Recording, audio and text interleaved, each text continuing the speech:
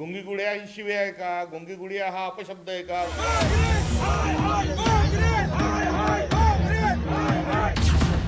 गुंगी गुडियाचा वाद पेटला.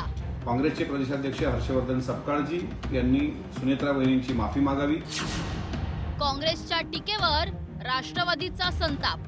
सुनेत्रा वहिनींची तर माफी मागावी, परंतु राज्यातील माझ्या महिलांची माफी मागावी.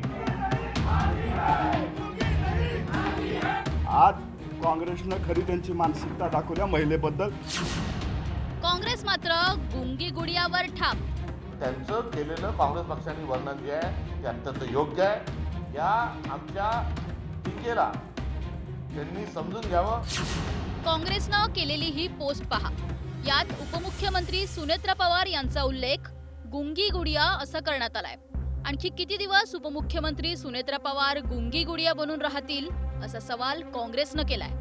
आता त्याला निमित्त ठरलंय सुनेत्रा पवार यांचा अलीकडचा बीड दौरा. 1 ऑगस्ट रोजी पालकमंत्री सुनेत्रा पवार यांनी अजितदादांप्रमाणेच भल्या पहाटे उठून रात्री उशिरापर्यंत बीडचा दौरा केला. बीडमधील लोकांशी संवाद साधला.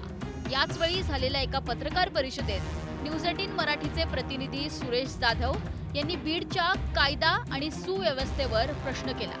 पण पालकमंत्र्यांच्या शेजारी बसलेल्या धनंजय मुंडे यांनी त्यांना थांबवलं आणि उत्तर न देताच निघून गेले. कायदा सुव्यवस्थेचा प्रश्न आहे. बस सुरेश, कायदा सुव्यवस्थेचा प्रश्न आहे. सुरेश आभार.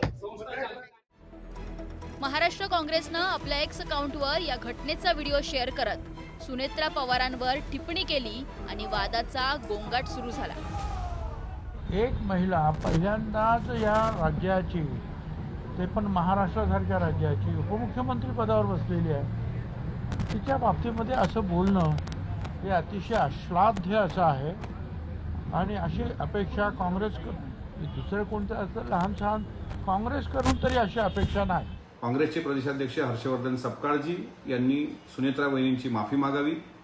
एक्सवरून ती पोस्ट तात्काळ डिलीट करावी आणि ज्या 40 पैशाच्या लावारिस कार्ट्यांनी त्या पोस्ट केलेल्या आहेत त्यांना त्यांच्या पद्धतीने उत्तर द्यावं. नाहीतर हे आंदोलन लहान होता होता इतकं मोठं होणार की काँग्रेसच्या विनाशाचं कारण हे सुनेत्रा वहिनीवर केलेली खालच्या पातळीवरील टीका ठरेल, एवढं मात्र काँग्रेसने लक्षात घ्यावं. ज्या पद्धतीनं त्या पेजवर वक्तव्य केलं ते वक्तव्य काँग्रेसच्या मनात महाराष्ट्राच्या पहिल्या महिला मुख्यमंत्री सुनेत्रा वहिनी झाल्या त्याबाबत किती द्वेष आहे, किती घृणा आहे हे त्या वक्तव्यातून या ठिकाणी स्पष्ट होतं. राष्ट्रवादीकडून आलेल्या आक्रमक प्रतिक्रियेनंतर काँग्रेस प्रदेशाध्यक्ष हर्षवर्धन सपकाळ यांनी पत्रकार परिषद घेत आपली बाजू मांडली. गुंगी गुडिया हा काही अपशब्द नाही, त्यांच्या वर्तनाचं वर्णन असल्याचा खुलासा त्यांनी केला. तर दुसरीकडे गुंगी गुडिया म्हटलं तर यात चूक काय असं म्हणत शरद पवारांच्या राष्ट्रवादीचे आमदार रोहित पवार यांनी काँग्रेसला पाठिंबा दिला.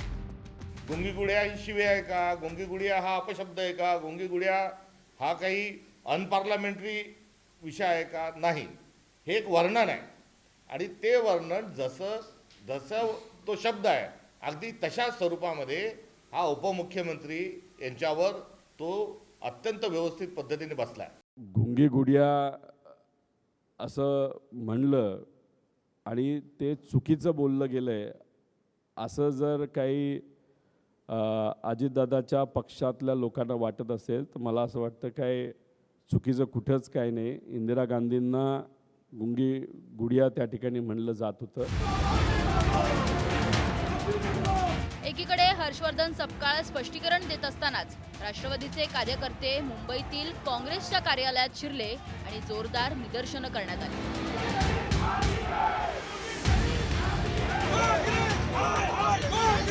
ठाणे आणि पुण्यातही राष्ट्रवादीनं आंदोलन करत काँग्रेसचा निषेध केला.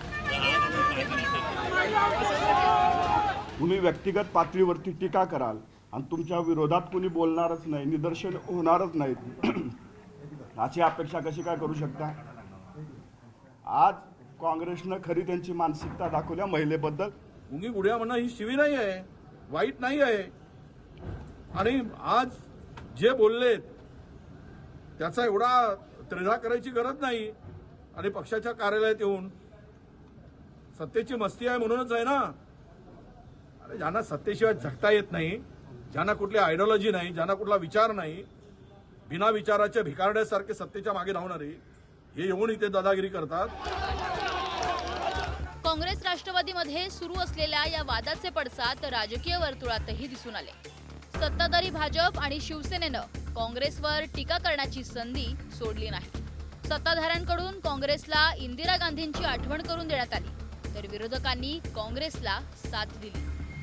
अतिशय खालच्या स्तरावर हे उतरलेले आहेत.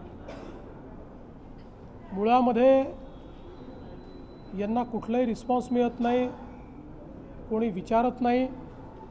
त्यामुळे न्यूजमध्ये येण्याकरता अशा पद्धतीचं काम चाललेलं आहे. बदनाम हुए तो क्या हुए, नाम तो हुआ, अशा पद्धतीनं यांची कारवाई चाललेली आहे. ये केवल सुनेत्राताई पवार का अपमान नहीं है, महाराष्ट्र के तमाम माता बहनों का अपमान है.